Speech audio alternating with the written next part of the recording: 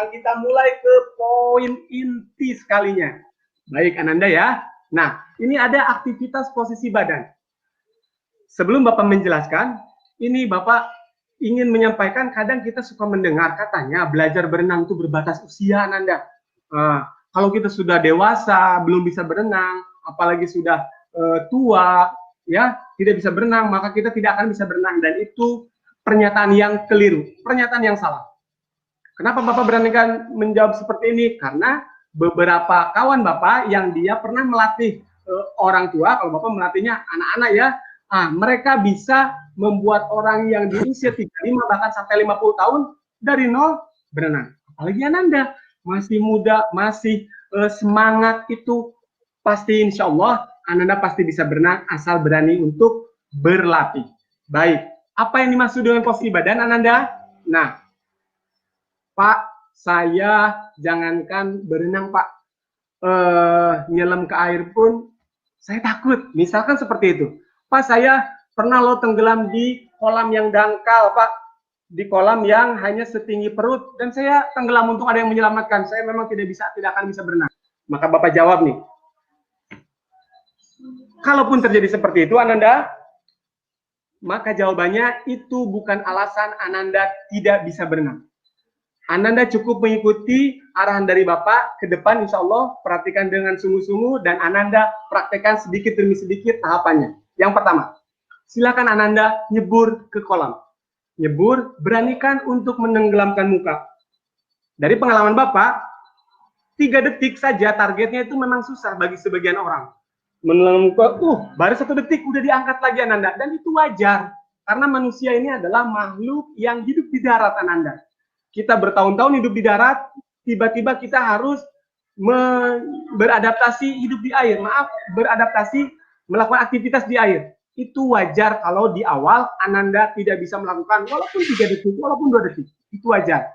Ya. Nah, bagaimana caranya Pak? Saya tidak berani nih untuk terjun sama kali pun saya tidak berani Pak. Mohon maaf saya tidak bisa berenang. Bapak katakan, Bapak kasih analogi yang terakhir nih Ananda. Kalau Ananda tahu permainan flying fox yang menggelantung itu Ananda ya. Nah, ada 2 orang nih Ananda. Orang pertama setelah diikat, setelah safety-nya selesai, aman dia meluncur. Orang yang kedua setelah diikat, safety-nya sudah aman, dia tidak bisa meluncur dan tidak mau meluncur. Pasti kita akan mengatakan orang pertama pemberani, orang kedua penakut. Padahal Ananda, berani dan penakut itu bedanya hanya tipis sekali, sangat tipis. Yang membedakan antara si pemberani dan si penakut itu hanya melakukan dan tidak melakukan. Tidak ada sedikit pun perbedaan yang mencolok di antara keduanya. Ketika kita mengatakan kepada orang yang kedua, penakut, kalau dia do it, lakukan saja, maka dia tidak akan dikatakan sebagai penakut. Begitupun ketika berenang Ananda.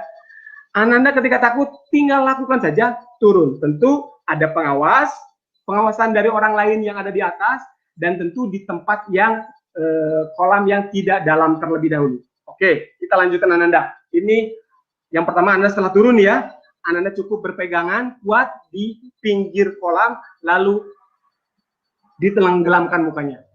Beberapa kali setelah Ananda mulai merasa nyaman menenggelamkan muka, maka tugas berikutnya adalah tenggelamkan kepala. Dari pengalaman Bapak, tidak ada yang lebih dari 30 menit, mereka semua dari yang takut menjadi bisa mampu untuk menenggelamkan kepala sekalipun. 30 menit Ananda ya. Buktikan sama Ananda, 30 menit mungkin Ananda bisa lebih cepat. Ananda dari awalnya takut bisa menenggelamkan kepala. Oke. Kalau sudah bisa, berarti Ananda sudah 60% bisa renang. Kita lanjutkan. Tugas berikutnya adalah kurangi tumpuan. Beranikan untuk membiarkan kaki terapung Ananda.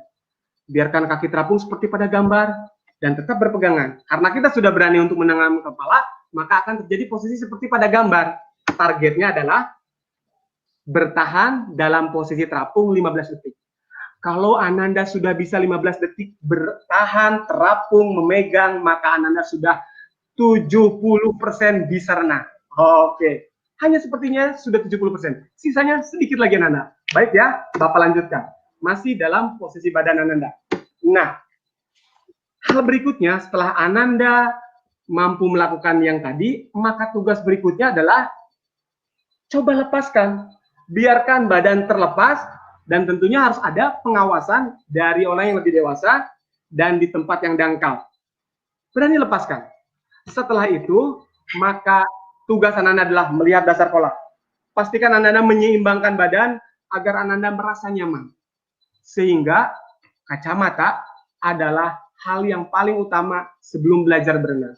Ada orang yang mengatakan Ananda sebagian, bahkan orang tua, saya pun dulu nanti saja dibelikan kacamata renang kalau sudah bisa berenang. Dan itu keliru Ananda. Seharusnya sebelum belajar renang, kita harus punya kacamata terlebih dahulu. Sehingga kita tidak akan fokus untuk membersihkan mata atau menyeka mata yang perih. Ya, jadi memang harus punya kacamata. Baik, setelah bisa melihat dasar kolam, pertahankan posisi. Dan yang terakhir, targetnya adalah, target Ananda nih, harus bisa berdiri sendiri. Angkat kepala, ayunkan tangan ke bawah. Seperti pada gambar ini. Pak, kenapa angkat kepala dulu? Iya, kita memberikan aksi kepalanya ke atas, otomatis bagian tubuh bawah atau lower body itu akan otomatis ke bawah. Ya, itu hukum aksi reaksi. Aksinya ke atas yang depan, reaksinya ke bawah yang belakang. Nah, ditambah dengan gerakan tangan, maka Ananda akan bisa berdiri. Baik Ananda ya. Dan yang terakhir Ananda, dalam mempelajari posisi badan di tempat yang dangkal, Bapak sudah punya gambar nih. Coba lihat. Ananda cukup untuk melakukan tenggelam, dan gambar seperti ini. Jatuhkan badan ke depan Ananda. Ini tahapan yang ketiga. Jatuhkan badan ke depan sehingga Ananda akan meluncur. Sehingga Ananda akan meluncur. Kalau Ananda sudah bisa meluncur, maka Bapak sampaikan Ananda sudah bisa berenang 80%. Mudah bukan Ananda? Dalam satu hari saja Ananda sudah bisa mencapai target bisa meluncur dengan tahapan-tahapan yang sudah Bapak terangkan tadi tentunya. Oke Ananda, targetnya hanya bisa meluncur. Paham Ananda ya? Nah, mudah bukan Ananda? Belajar berenang itu mudah Ananda. Nah, sekarang Bapak di sini akan membagi-bagikan hadiah lagi. Bapak masih ada beberapa nih spesial Bapak ya. Di sini Bapak ada 1, 2, 3, 4, 5 gambar. Bagi anak-anak yang menyimak pasti gampang menjawabnya. Tolong pandu Pak Robi, Bapak ingin bertanya nih untuk Ananda. Alat manakah yang paling penting kita miliki sebelum belajar berenang? Silakan Ananda jawab di kolom chat. Oke Ananda pintar sekalian. Ini Pak Cecep bertanya, alat manakah dari kelima gambar ini yang paling penting untuk belajar berenang? Bapak sampaikan kepada Ananda pintar sekalian, jangan lupa untuk menjawab di kolom komentar, sertakan nama sekolahnya. Nah, jadi nanti, ini ada Naila Zipa Afifa, kelas 75 dari SMPN 1 Tualang, Pak. Katanya nomor 5, Pak. Oh, luar biasa. Ananda Naila, berarti rupanya menyimak dari awal ya, alhamdulillah. Sinyalnya bagus di Tualang, alhamdulillah. Sudah cukup rupanya mungkin untuk pertanyaan ini ya. Baik. Satu saja ya Pak Cecep ya. Ya, satu saja. Dan memang jawabannya tepat sekali. Yang paling penting dari peralatan berenang itu adalah kacamata Ananda. Itu menjadi poin utama kalau Ananda ingin belajar berenang. Ini masih ada nih, Bapak ingin beri pertanyaan lagi yang kedua tentunya. Coba Ananda, kalau Bapak tanya manakah dari kelima gambar ini Ananda ya, yang namanya kickboard. Kick menendang, board papan. Kickboard, mana gambarnya? Silakan Ananda, coba pilih saja. Oke Ananda sekalian, ini Pak Cecep bertanya lagi nih, dari kelima gambar ini, yang mana dari kelima gambar ini yang memiliki nama kickboard ya Pak Cecep ya? Iya. Kickboard, papan tendang gitu ya. Ayo Ananda, silakan ketik jawabannya di kolom komentar dan jangan lupa disertakan nama sekolahnya. Karena pertanyaan-pertanyaan Pak Cecep ini memiliki reward nanti yang akan disalurkan melalui Korilcam masing-masing. Ayo Ananda, silakan. Ini ada jawaban dari Chandra Winata, SMPN 2 Sabaau, nomor 1 Pak. Ini SMPN 2 Sabaau nih Pak Cecep. Tetangga dari SMP Negeri 1 Sabaau. Iya, Ananda Chandra ya, luar biasa. Ya, kita tampung dulu jawabannya. Boleh satu orang lagi, ada yang punya jawaban lain? Oke, silakan yang lain. Ananda ditunggu sama Pak Cecep ini jawabannya. Ada Rani Mawartari Horan. Katanya ini gambar nomor 1, katanya Pak Cecep. Oke, alhamdulillah. Nampaknya sudah cukup Pak Robi. Terima kasih sudah memandu. Ya, Rani Ananda Mawartari Chandra Horan. ini jawaban kalian sangat tepat. Ya, kickboard itu memang ditujukan untuk gambar yang nomor 1. Jadi itu adalah alat bantu kita ketika berenang untuk melatih tendangan Ananda. Nah, di renang gaya dada yang akan kita pelajari ini, untuk bagian kaki tentu kita salah satunya membutuhkan alat ini. Tapi kalaupun tidak ada masih banyak alternatif lain. Oke Ananda ya, secara singkat nih, Bapak sampaikan, ini ada topi renang Ananda, ya, dia berfungsi untuk memperkecil juga, mengurangi hambatan maksudnya, karena memang permukaannya licin Ananda ya. Berikutnya ada full voice, pelampung untuk dijepit di paha atau di kaki, dan yang keempat ini ada fins atau kaki katak ya, untuk menyelam biasanya, tidak untuk berenang. Tapi ada juga sebagian yang berenang menggunakan ini. Dan biasanya itu tidak di kolam renang umum yang banyak orang ya, nanti akan bahaya, mengganggu. Kalau tertendang itu bahaya karena memang ada sisi yang kerasnya. Baik Ananda, kita lanjutkan ke gerakan kaki. Ya, Ananda kan sudah 80% nih bisa berenang ya, sudah 80%. Sekarang tugas Ananda apalagi sih untuk belajar gerakan kaki ini? Maka kata kuncinya adalah jongkok, buka, tendang tutup, luncur. Ingat, jongkok, pelan-pelan, buka, pelan-pelan, tendang tutup dengan kecepatan penuh, lalu meluncur. Itu kata kunci sebelum Ananda melakukan pergerakan kaki dalam usaha belajar renang. Maksudnya apa nih? Ini contohnya nih, Bapak ada gambar. Kalian bisa ya, bisa dengan berada di bibir kolam renang ataupun bisa menggunakan kickboard yang tadi. Ya, Pak, saya di bibirnya mau berpegangan saja dengan kedua tangan sehingga perut saya tenggelam, boleh? Itu boleh, silakan. Pak, saya mau dengan dibantu kawan, bisa, itu pun bisa.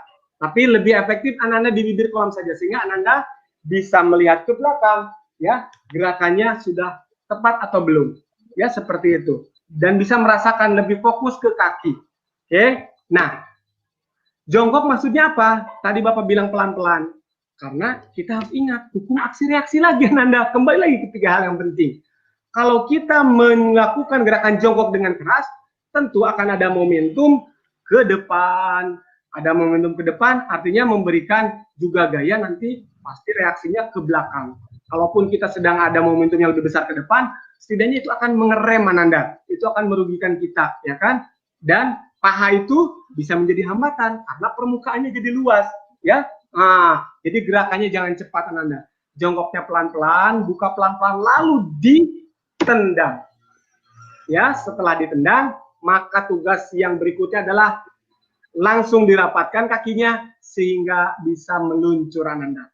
Ini secara lebih detailnya, Bapak ada slide berikutnya ini. Jongkok pelan-pelan, ingat Ananda ya, poinnya jongkoknya pelan-pelan, lalu dibuka. Nah, setelah dibuka baru tendang tutup. Wah, ini ada gerakannya, lihat Ananda. Coba perhatikan, boleh handphonenya di landscape-kan biar gambarnya besar Ananda. Nah, itu posisi kakinya memang kita harus mengindahkan poin yang ketiga yang kita sudah pelajari. Memindahkan air dari depan ke belakang. Jadi menendangnya kakinya dengan cara ditekuk. Jongkok, buka, ini tekuk, bukan ditusuk. Tendang tutup, luncur. Baik, begitu ya Ananda ya. Silakan Ananda coba. Jongkok pelan-pelan. Luar biasa ini Pak Cecep. Seperti itu. Nah, dan terakhir, alhamdulillah Pak Robi, tujuan yang terakhir kita meluncur, dan ini namanya adalah fase recovery. Jadi kalau ada pertanyaan nih dalam dalam materi renang, apa itu fase recovery? Dia adalah fase di mana kita kembali lagi ke posisi meluruskan kaki dan tangan dalam usaha meluncur. Baik Ananda ya. Jadi Ananda sudah paham. Ingat, kesalahannya kalau ditusuk itu keliru karena tidak memindahkan air, tapi harus ditekuk agar memindahkan air dan memiliki momentum ke depan. Oke Ananda. Nah, ini dari tadi nih, Bapak terus bertanya, khawatir ada yang ingin bertanya sama Bapak. Jargonnya tetap Bapak tuliskan di sana. Silakan Ananda. Kalau memang ada yang mau ditanyakan, Bapak kasih kesempatan Ananda untuk bertanya. Apabila ada ya, silakan. Kalau tidak, akan Bapak lanjutkan karena mudah-mudahan sudah cukup jelas.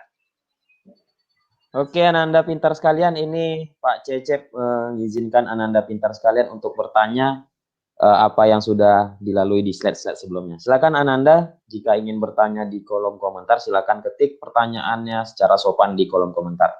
Tapi saya rasa ini Pak Cecep, Ananda pintar kita sekalian, ini jago-jago berenang nih Pak Cecep. Karena Kabupaten Siak sendiri itu ada garis lurus. Hampir di setiap daerah Kabupaten Siak itu sepanjangnya memiliki nama Sungai Siak nih Pak Cecep. Iya. Jadi anak-anak Siak ini luar biasa ini kalau masalah renang nih Pak Cecep. Iya betul, Alhamdulillah Pak Robi mengingatkan saya. Dari pengalaman Bapak mengajar Ananda ya, dari tahun 2009 nih sedikit Bapak bercerita. Ketika Bapak mengajarkan ini dan Bapak mengajak mereka praktek, wah Pak Cecep apakah praktek? Iya insya Allah, Bapak selalu mengajak praktek. Bahkan pernah Bapak mengajak ke kolam renang Siak suatu ketika. Tentunya sebelum corona ini ya Ananda. Dan kalaupun tidak, Bapak di sana di Sabau nih, di sini punya apa namanya danau buatan di Sabau. Tepatnya di Langkai Ananda. Itu kolamnya hijau. Ananda dari Sabau mungkin tahu ya, apalagi yang sudah pernah Bapak bawa ke sana. Nah, 95% laki-laki semuanya bisa Ananda. Semuanya bisa. Tetapi beberapa mereka contoh melakukan gerakan renang gaya bebas dengan kepalanya di atas. Nah, itu artinya resistensinya besar, badannya masih ke bawah. Kenapa badannya masih ke bawah? Karena kepalanya masih di atas. Itu keliru. Bapak kasih tahu, tolong masukkan kepalanya nak. Sehingga badannya bagian belakang naik ke atas. Dan dia mengatakan, iya Pak, jadi lebih cepat. Berikutnya tangannya begini. Tangannya masih begini Ananda. Semuanya sudah bisa, tapi tangannya begini. Ketika berenang, sepertinya capek banget dan majunya pun hanya sedikit Ananda. Sayang sekali efektivitasnya tidak ada. Tangannya masih begini. Keliru. Ananda sudah tahu.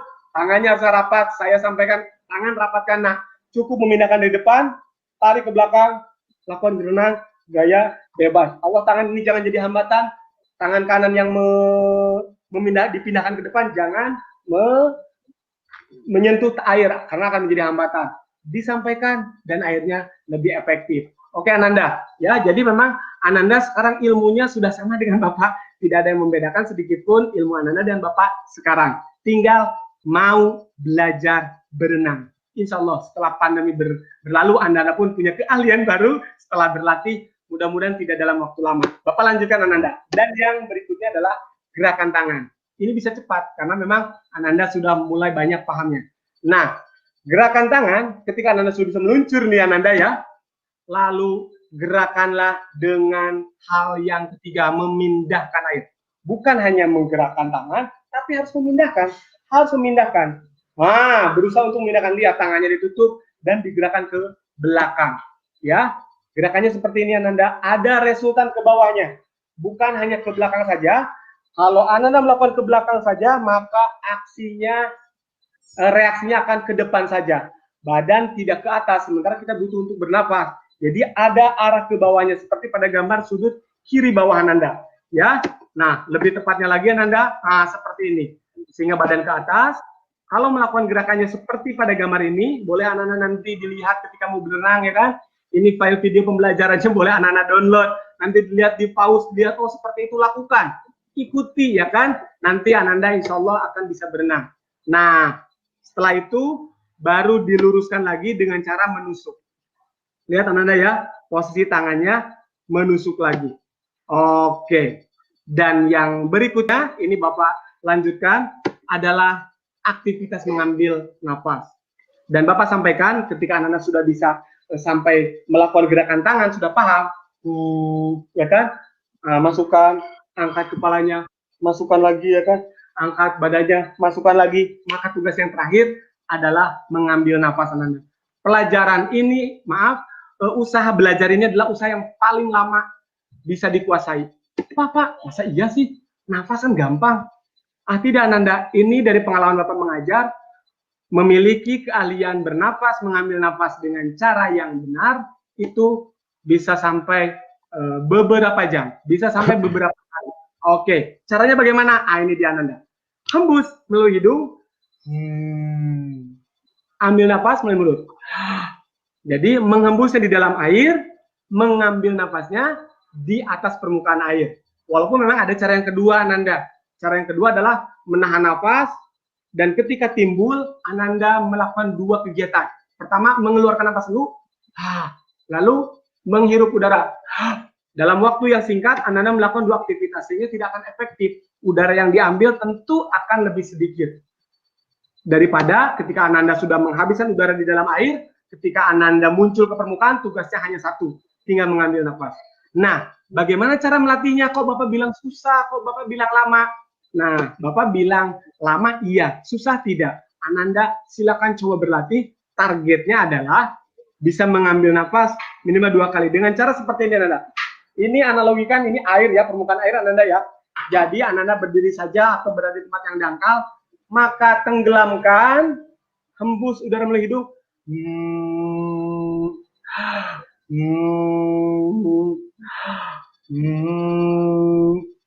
Bapak contohkan 3 kali.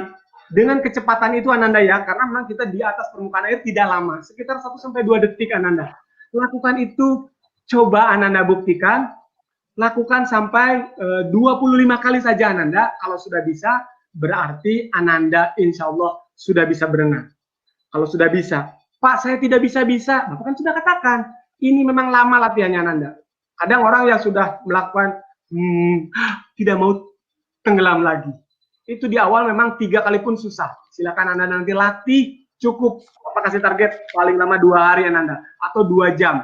Minggu ini 1 jam, pekan depannya 1 jam lagi. Insya Allah Ananda akan bisa. Tinggal dilatih saja. Baik Ananda ya, dan yang terakhir nih Ananda. Pembelajaran terakhir kali ini adalah Ananda harus tahu aktivitas gerak koordinasi. Kalau Ananda mengikuti dari awal sampai akhir, maka koordinasi ini akan mudah dicerna Ananda. Tadi Ananda sudah bisa Bapak katakan 90%. 90% artinya Ananda sudah bisa berenang walaupun tidak terkoordinasi. Tapi Ananda memahami koordinasi dan melakukannya, sudah 100% Ananda bisa, insya Allah, dan dengan gerakan yang efektif, efisien, baik, dan benar. Maksudnya apa? Lihat Ananda gambarnya. Ketika melakukan gerakan tangan, ya kan, maka posisikan kakinya harus lurus. Jangan ada hambatan. Kaki masih lurus sampai bisa mengambil nafas. Ini adalah poin utama yang harus Ananda pahami.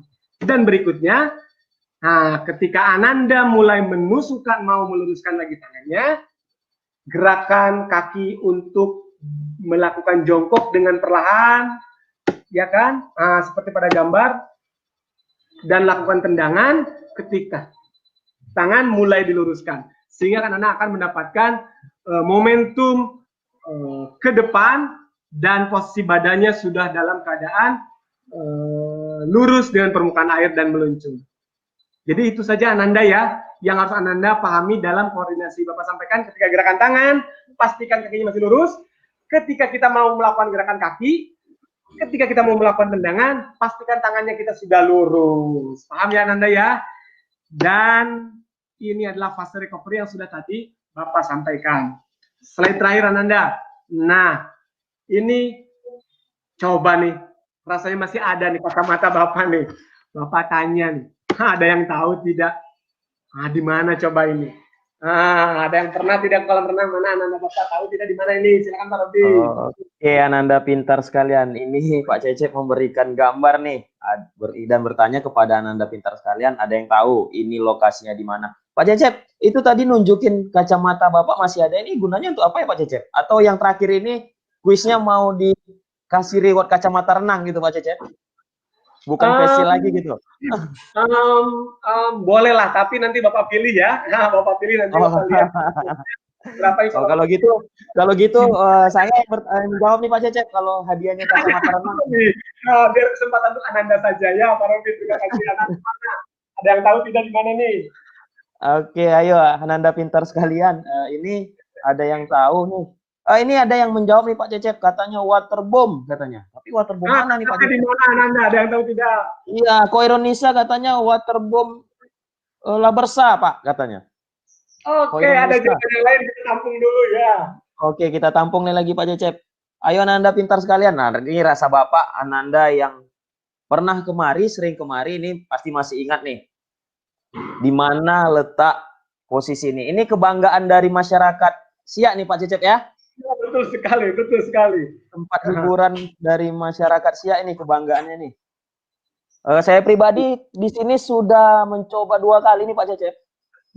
Oh, pernah rupanya sampai ya Pak. Iya Pak Cecep, pernah Pak Cecep. Memang seru sekali Ingat, kalau sudah di sini kita betul, lupa waktu nih Pak Cecep. Ayo betul. Ananda, masih Welcome. jawabannya masih ada yang belum nih. Silakan Ananda. Ini ada Naurah Rayani dari SMPN 3 Siak. Katanya Queen Star Water Pie. Tepat sekali, luar biasa. Pie. Alhamdulillah sudah cukup Pak Robi. Terima kasih membantu anak-anak untuk menjawab ya. Dan tepat sekali Ananda. Nah, disinilah biasanya di Queen Star Water Park, Waterboom yang ada di Kabupaten Siak, kebanggaan kita semua. Ini memang tadi ada yang menjawab Bila Bersa, karena memang di salah satu sudut itu ada yang lantainya kurang lebih seperti ini. View-nya hampir sama memang. Dan ini sebenarnya memang di Siak Serindrapura. Ananda bisa melakukan ke sini. Bapak pernah membawa anak-anak Bapak yang sekarang sudah kelas 2 SMU. Anak-anak Bapak yang kelas 2 SMU. Sudah lama ya Pak Cecep ya, sudah lama. Nah, Ananda, ada hal-hal yang harus Ananda ketahui ketika Ananda berada di kolam renang tentunya. Dan Bapak akan sampaikan, harapannya Ananda mau untuk melakukan ketentuan yang Bapak sampaikan sekarang. Yang pertama Ananda ya, ketika Ananda berada di kolam renang, maka ada 2 fase, ada sebelum berenang dan setelah berenang. Yang harus dilakukan Anda sebelum berenang tentu jangan lupa setiap kegiatan apapun aktivitas olahraganya harus melakukan stretching atau warming up, pemanasan, ya, peregangan otot.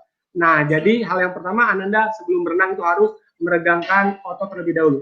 Bapak sarankan dari yang statis ya kan, diam saja ke yang dinamis dengan digerak-gerakan atau dengan melakukan jogging. Seperti itu. Nah, setelah Anda melakukan pemanasan, Bapak sampaikan nih, ketika berenang, kalau kita bawa kawan, jangan melakukan iseng, ya, itu berbahaya Ananda. Atau contohnya nih, Ananda mendorong kawan, kawannya Ananda tahu dia kan sudah bisa berenang, saya dorong jangan dilakukan. Kenapa? Karena memungkinkan ketika dia didorong, dia akan berusaha untuk meraih kawan yang lain yang ada dekatnya karena ingin selamat. Ternyata kalau yang diraihnya adalah orang yang tidak bisa berenang, bagaimana? Jadi kerepotan. Satu bisa berenang, dia membawa orang yang tidak bisa berenang. Yang tidak bisa berenang nanti akan meronta-ronta sehingga keduanya terjadi sesuatu yang tidak kita inginkan. Jadi ingat, jangan melakukan dorongan kepada siapapun. Berikutnya, jangan melakukan salto Ananda. Kenapa? Karena tolakan Ananda itu ada cenderung licin sehingga Ananda tidak akan bisa mendapatkan tujuan yang pas. Rencananya ke kolam, malah di bibir kolam. Kepalanya nanti bisa terbentur keramik di kolam, itu bahaya. Ya, Anda jangan melakukan salto. Apalagi kalau banyak orang, nanti bisa menabrak orang. Kalaupun Anda sudah yakini kosong, Anda jangan juga melakukan salto-salto. Kalaupun mau salto, harus mencari tempat yang memang ada papan loncatnya ya Ananda. Dan ketika Ananda sudah selesai, tentu Ananda harus membersihkan diri sebelum pulang ke rumah. Dicuci bagian matanya, ya kan, dengan dibilas dengan air yang bersih. Tentu Ananda harus mandi, ya kan. Dan yang terakhir, Ananda harus memberikan energi ulang sebelum Ananda tidur. Misalkan makan terlebih dahulu, minum, karena berenang itu walaupun di air tapi aktivitasnya yang semua badan kita bergerak. Jadi walaupun kita asik, kadang kita tidak merasa capek, padahal tubuh kalau ditanya dan bisa ngomong, dia akan mengatakan saya capek, saya lapar. Jadi seperti itu Ananda, hal-hal yang harus Ananda ketahui. Terima kasih sudah belajar dengan Bapak sampai akhir. Dan Bapak ucapkan terima kasih kepada seluruh pihak sehingga pembelajaran ini bisa berlangsung. Saya kembalikan kepada moderator. Terima kasih. Assalamualaikum warahmatullahi wabarakatuh. Waalaikumsalam warahmatullahi wabarakatuh. Terima kasih Bapak guru hebat kita, Bapak Cecep Sandi Bagja MPD. Ini luar biasa kali. Semangat sekali nih pagi ini Bapak Cecep ini. Ini saya yakin nih Pak Cecep, pribadi saya nih sekali pertemuan kalau Pak Cecep gurunya ini langsung bisa berenang nih Pak Cecep. Oh, amin. Pertemuan kedua ini udah bisa ikut berlomba ini. Setidaknya untuk tingkat Porda sudah bisa nih. Ya Bu Sof ya, luar biasa kali kalau guru privatnya seperti ini. Luar biasa. Oke, terima kasih sekali lagi Pak Cecep untuk materinya pada hari ini. Ini sangat penting sekali Pak Cecep pengetahuannya dan pembelajarannya untuk melakukan aktivitas renang dengan teknik yang benar. Sebelumnya mari kita dengarkan Ibu pengawas hebat kita untuk memberikan motivasi dan penguatan untuk kita.